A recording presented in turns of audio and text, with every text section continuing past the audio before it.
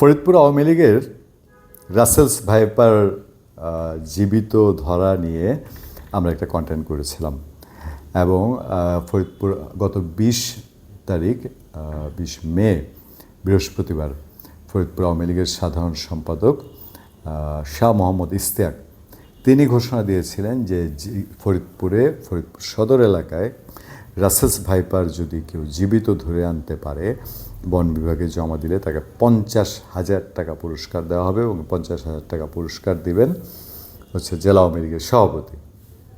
কিন্তু এর পরের দিন একটু আওয়ামী লীগ তার অবস্থান থেকে জেলা আওয়ামী লীগ ফরিদপুর যেন একটু নড়েচড়ে বসে, কারণ ঘাপলা শুরু হয়ে যায় তখনই। তার ২-৩ দিন বাদে সোমবার ওই ঘোষণা তারা প্রত্যাহার করে নেয়। কারণ হচ্ছে বন বিভাগ স্পষ্ট জানিয়ে দেয় যে কোনো বন্য প্রাণী এভাবে ধরার কোনো নিয়ম নেই এবং কেউ ঘোষণা দিয়ে এটি ধরতে বলতে পারে না এবং এটা সম্পূর্ণ বেআইনি। কিন্তু কাহিনী তো এর মধ্যে ঘটে গেছে। ফরিদপুরের খেটে খাওয়া দিনমজুর কৃষক বেশ কয়েকজন তারা তিনটে জীবিত রাসেলস ভাইপার ধরে নিয়ে এসে আওয়ামী লীগ কার্যালয়ে হাজির, বাই টাকা দেন ৫০,০০০। এখন তো পড়েছে আওয়ামী লীগ বাটে, কারণ এই সাপ বন বিভাগ রিসিভ করে না এবং বন বিভাগ এটার কোনো প্রত্যয়নপত্র বা এটার গ্রহণ করার কোনো পত্র তারা কৃষকদেরকে দেয় না বা শ্রমিকদেরকে দেয় না বা ওই খেটে খাওয়া মানুষজনকে দেয় না বলে আওয়ামী লীগও আবার টাকাও দেয় না। তো আমরা তখন সমালোচনা করেছিলাম যে এই যে দায়িত্বশীল মানুষগুলো কিভাবে এরকম হুট করে হোমজিক্যালি একটা ডিক্লেয়ার দিয়ে বসতে পারেন। এই ডিক্লেয়ারটা কতটা গ্রহণযোগ্য, কতটা শোভনীয়। কারণ তারা, আমরা বলেছি যে জেলা পর্যায়ের এই আওয়ামী লীগ বিএনপি দলগুলোতে যারা নেতৃত্ব দেন তারা অনেক দিক থেকে ম্যাচিউরড, অনেক দিক থেকে হিসাব নিকাশ রাখেন, ইভেন আইনের খোঁজখবর রাখেন, অনেকে অ্যাডভোকেট। সেই মানুষগুলোর পক্ষে এটা করা ঠিক নয়।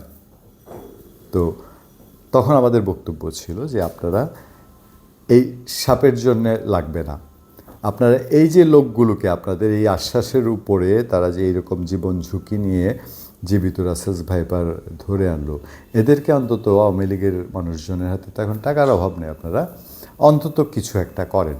আমরা আমাদের এর আগের কন্টেন্টে এই কথাই বলেছি। সুখবর হলো যে এই গত সপ্তাহেই আওয়ামী লীগ নেতৃবৃন্দ এবং তাদের সুবুদ্ধির উদয় হয়েছে এবং শুভেচ্ছা জানিয়ে অভিনন্দন জানিয়ে অবশ্যই এখানে কার্পণ্য করার কিছু নেই। আগে যা সমালোচনা করার সেখানেও ছাড়িনি, কিন্তু এই জায়গাটায় অ্যাপ্রিসিয়েট করা ছাড়া কোনো জায়গা নেই। অবশ্যই তাদেরকে অ্যাপ্রিসিয়েট করতে হয় যে এই রাসেলস ভাইপার ধরার জন্য যে ৩ জন ধরে নিয়ে এসেছিলেন সেই ৩ জনকে ফরিদপুর জেলা আওয়ামী লীগ ৫০,০০০ টাকা করে দিয়েছেন। সেটা অনুদান হিসাবে বলি, পুরস্কার হিসাবে বলি, যেভাবে হোক তো দিয়েছেন। এবং সেই কৃষকরা খুব খুশি মুখে টাকাটা গ্রহণ করে বলেছেন যে টাকাটা তাদের পরিবারের জন্য খুব কাজে দিবে। আমি অভিনন্দন জানাই ফরিদপুর জেলা আওয়ামী লীগকে এইরকম একটি শুভ কাজ করার জন্যে এবং ভবিষ্যতে যেন এই ধরনের ঘোষণার দিকে অন্য কোনো প্রেক্ষাপটেও না যান সেই অনুরোধও জানাই। আর আরেকটি বিষয় সেটা হলো যে এরপরেও কিন্তু আরও কয়েকজন ধরে নিয়ে এসেছিল রাসেলস ভাইপার, কিন্তু যেহেতু আওয়ামী লীগ ওই বৃহস্পতিবার ঘোষণা দেওয়ার পর ২০ তারিখ ২০ মে তার ৩ দিন পর সোমবার তারা ডিক্লেয়ারটি ক্যান্সেল করেছে যে এটা করা হবে না, টাকা দেওয়া হবে না। এরপরে আরও কয়েকজন ধরে এনেছেন।